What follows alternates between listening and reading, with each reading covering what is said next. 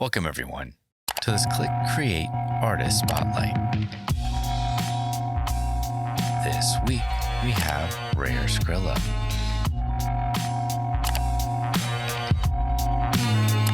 What words describe your artistic style? I think soulful, unconventional, etheric, colorful, versatile, try to be inventive.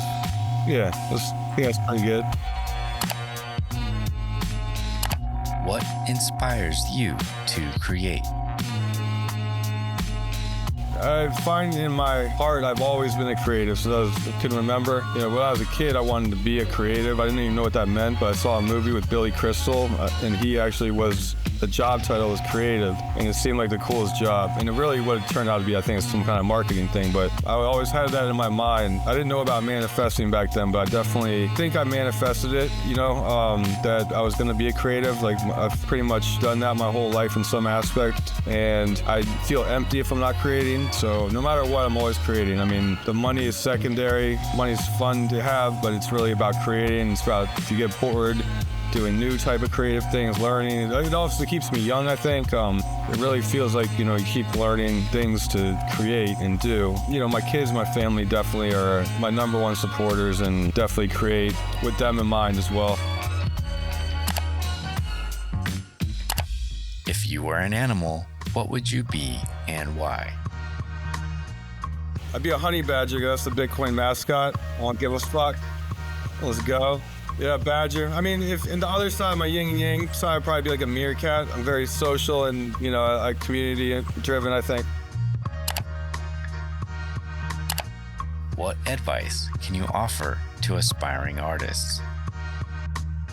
Be yourself, 100%. There's gonna be ebbs and flows in everything you do, the market and your creativity. I think that's good though. I think sometimes in life you gotta hit an edge, and that shit brings character out of you. Travel or explore, be curious, have an open mind, and try new things, and be try to be positive. And I mean, that's what I try to do. I mean, I know there's negative art out there too, but I don't really associate with that. Be positive, be yourself.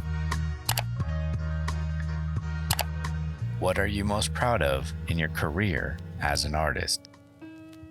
I mean, that's hard to say. I think my first album I put out, that was my solo album in 2009. That was a great thing that I felt I accomplished. It was called Culture of Honor, and I gathered close to 50 MCs and made a project, kind of like a mixtape almost. So I was a mixtape DJ and kind of I don't want to say club DJ, more like a tour artist DJ, and a lot of dive bars, and my Rare Pepes for sure.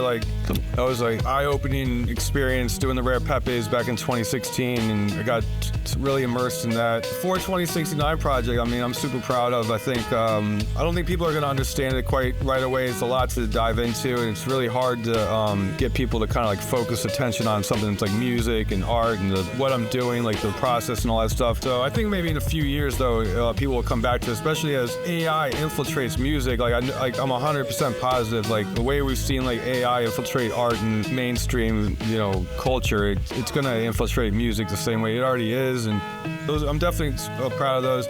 Most proud of my kids and my wife. What were your goals for this ClickCreate edition?